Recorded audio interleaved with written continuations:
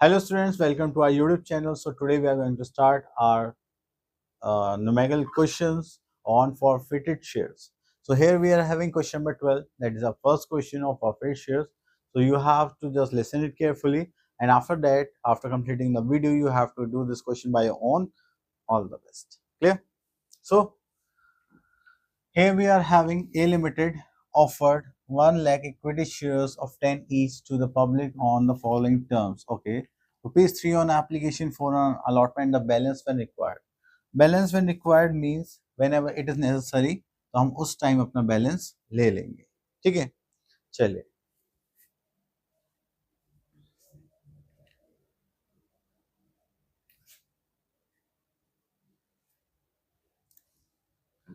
Okay, now we are having some applicants who applied for 70,000 shares were given 70,000 shares, and applicants for 80,000 shares were given 30,000 shares, and applicants for 10,000 shares we give a nil. That is, their shares were rejected. Surplus application money was applied towards allotment and excess if any then returned. तो हम allotment से ज़्यादा excess money receive नहीं कर सकते. अगर जब भी किसी की कुछ ज़्यादा अमाउंट आ जाते हैं तो हम उसको क्या कर देंगे, रिटर्न कर देंगे. Okay, a shareholder who applied for 2,000 shares and was allotted 2,000 shares failed to pay allotment money and shares were forfeited. Pass general entries to record the transaction. तो अब यहाँ पे क्या करना है, आपको सारी ट्रांजेक्शन रिकॉर्ड करनी है. ठीक है, और देखना है. तो चलिए सबसे पहले छोटा सा वर्किंग नोट बना लेते हैं हम लोग. लिख लेते हैं हमारे पास shares, then application and then allotment. अब हमारे पास नंबर ऑफ शेयर्स कितने हैं वो देख लेते हैं. जस्ट लाइक हमारे पास है 1 लाख इक्विटी शेयर्स. तो चलिए यहाँ पर आते हैं. हमारे पास नंबर ऑफ शेयर्स कितना हो गया, दैट इज 1 लाख. ओके, और एंड उसके बाद यहाँ पर हमारे पास क्या, एप्लीकेशन पे 3, अलॉटमेंट पे 4 रुपीज़ है. तो हमने यहाँ पे लिख लिया application 3. Okay, application 3 and allotment 4. According to that is 3 lakh on एप्लीकेशन and 1 into 4 that is 4 lakh on allotment. तो हमने 3 लाख रुपए एप्लीकेशन पे मिल रहे हैं और हमें 4 लाख रुपीस किस पे मिल रहा है, अलॉटमेंट पर. बट उसके बाद हमने देखा कि हमारे पास जब हमने शेयर्स इशू करे हमारे पास एप्लीकेशन कितनी आई, 70,000, 80,000, 10,000. तो अगर इसको हम टोटल करेंगे तो हमारे पास कितना आ गया, that is 70 plus 80 150 and 160,000. So we are having total applications 160,000. तो अगर हम मल्टीप्लाई करेंगे 16 3 से कितना होता है 48. So we are having 4,80,000 money. अब इसमें से इसको सब्ट्रैक्ट करेंगे तो हमने देखा कि हमारे पास एक्सेस मनी कितना आ गया, 1,80,000. उसके बाद लास्ट हमने 10,000 शेयर्स को क्या कर दिया था, रिजेक्ट कर दिया था. जब हमने रिजेक्ट करा तो कितना हो गया, दैट इज 30,000. इसमें से इसको माइनस करेंगे, ठीक है, तो ये हो जाएगा हमारे पास 1,50,000. अभी जो 1,50,000 है ये क्या हो गया, हमारा एक्सेस मनी. अब हमसे बोले गया था जिसके पास 80,000 शेयर्स है उसको आपने कितने देने हैं, 30,000. बट हमने यहाँ पे देखा कि ये जो हमने प्रोराटा कर रखा है यहाँ पर वो कितना कर रखा है, 50% से ज़्यादा कर रखा है. ठीक है, तो हम यहाँ पर इसकी सेपरेट कैलकुलेशन करेंगे. तो चलिए उसके लिए हमारे पास क्या था, 80,000 शेयर्स की एप्लीकेशन आई थी. तो यहाँ पे application money and then allotment money. Application पे थे हमारे पास 3 रुपीज़, अलॉटमेंट पर था 4. तो 8 इंटू 3 8 3 24, तो हो गया 2,40,000. ठीक है, और हमारे पास जो ओरिजिनल शेयर्स थे वो कितने थे, 30,000. तो 30,000 टू 3 करेंगे तो 3 3 is 9, दिस इज 90,000. यहाँ पे कितना एक्सेस मनी हो गया, दैट इज 1,50,000. अब उसके बाद हमने देखा कि 30,000 इंटू 4, यहाँ पे कितने आ सकते हैं अलॉटमेंट पर, 1,20,000. और यहाँ पर कितना आ जाएगा, हमारे पास एक्सेस मनी कितना था, दैट इज 1,50,000. अगर आप इसको माइनस करेंगे तो अब भी आपके पास एक्सेस मनी कितना बच गया, 30,000. अब अलॉटमेंट से ज़्यादा तो आप एडजस्ट नहीं कर सकते, तो आपको क्या करना पड़ेगा, रिटर्न करना पड़ेगा। तो रिटर्न करने के लिए आप यहाँ पर क्या करेंगे, पहले तो कितना रिटर्न करना पड़ेगा, 30,000। तो 30,000 यहाँ से माइनस करेंगे, और जैसे ही आप माइनस करेंगे तो आपके पास कितना बचेगा, 1,20,000। एंड इसको आप कहाँ पर एडजस्ट करने वाले हैं, अलॉटमेंट। तो यहाँ से यहाँ एडजस्ट हो जाएगा 1,20,000।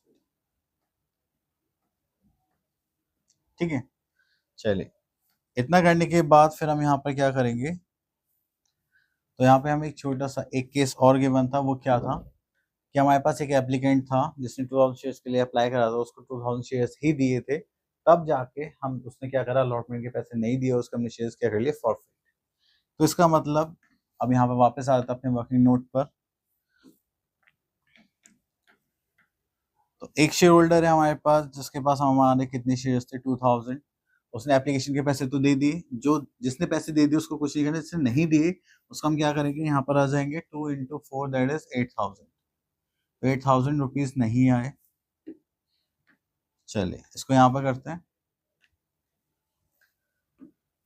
अगर यहाँ पर करेंगे तो हमारे पास कितना हो जाएगा एप्लीकेशन पर।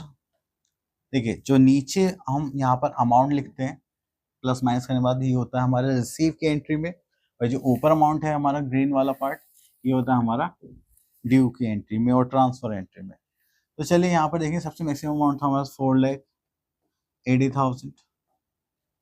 अब देखिए 30,000 दिए, 30,000 दिए, तो ये दोनों क्या जाने, रिटर्न होने, तो हम ये बैंक अकाउंट से ट्रांसफर कर देंगे कितना, 60,000। ठीक है, और यहाँ पे करेंगे तो दैट इज 4 लाख में से 1 लाख गए, 3 लाख, 3 लाख में से 20 गए, 2,80,000, यहाँ पर आ जाएगा 2,72,000। क्लियर। चलिए अब हमें क्या करना है, यहाँ पे जर्नल एंट्रीज बनानी।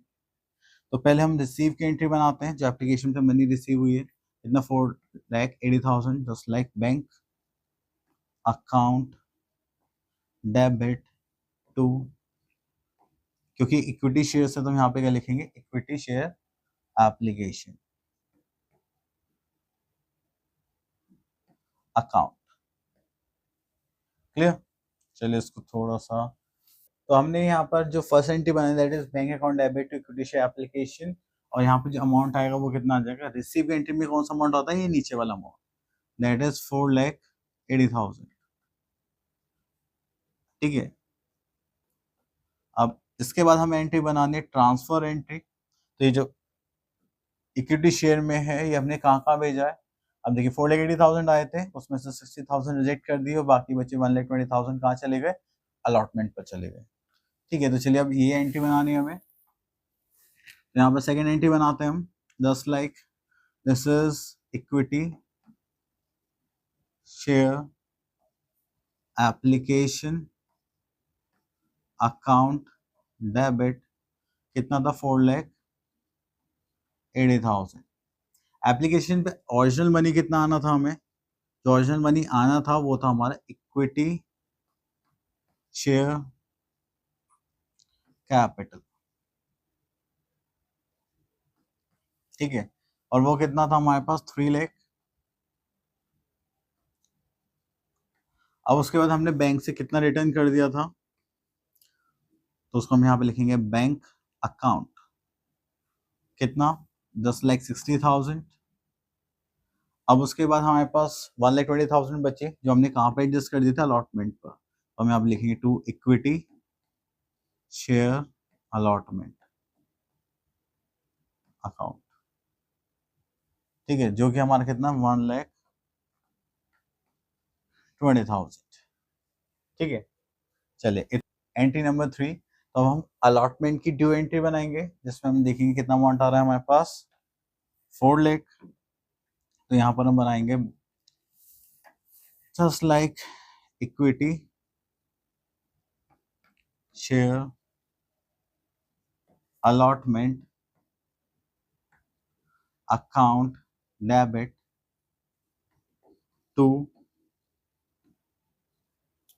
इक्विटी शेयर कैपिटल अकाउंट, ठीक है, जो हमारे पास कितना आ जाएगा 10 lakh 4 lakh.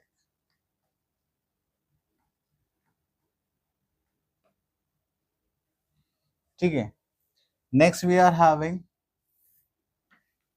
This is due and then receive. तो हमें कितना अमाउंट रिसीव हुआ था, अगर हम यहाँ पे ध्यान से देखें तो हमें हुआ 2,72,000, जिसमें से 8,000 हमें नहीं आए। ये जो 1,20,000 ऑलरेडी आ चुके हैं यहाँ पर।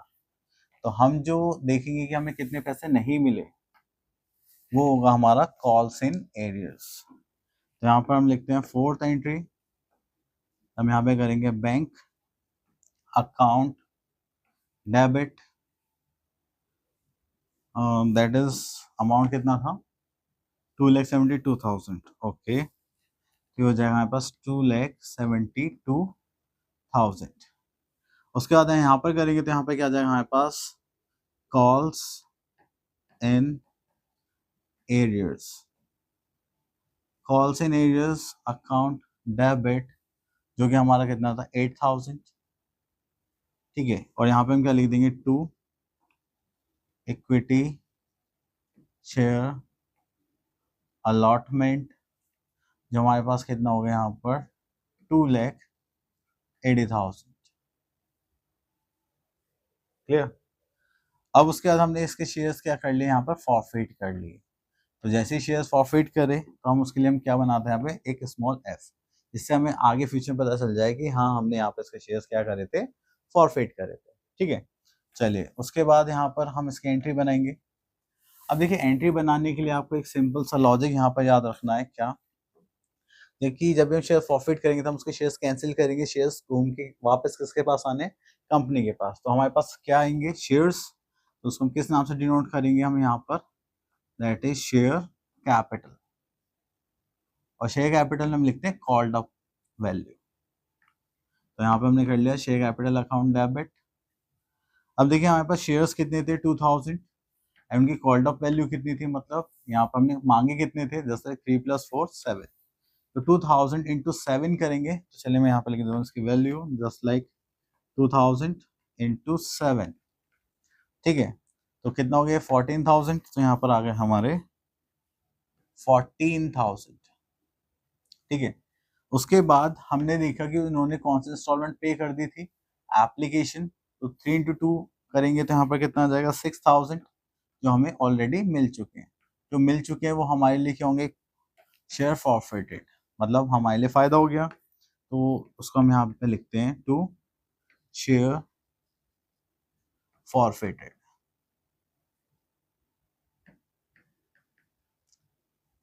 Okay, that is share forfeited account. यहाँ पे करेंगे तो हमने कितना फॉरफिट करा, दैट इज 6,000।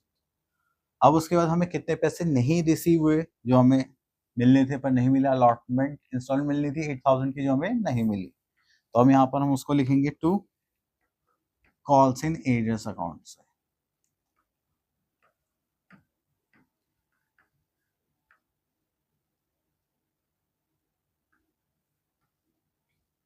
ठीक है, और वो कितना हो जाएगा हमारे पास 8,000। क्लियर। चलिए, तो बस यही हमें एंट्री बनानी थी।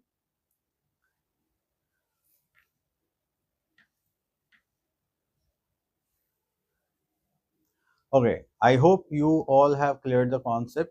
तो चलो, अगर अच्छे से नहीं आया तो आप 2-3 क्वेश्चन और देखिए, फिर आपको और अच्छे से क्लियर हो जाएगा। So thank you so much for listening us carefully, see you in next video.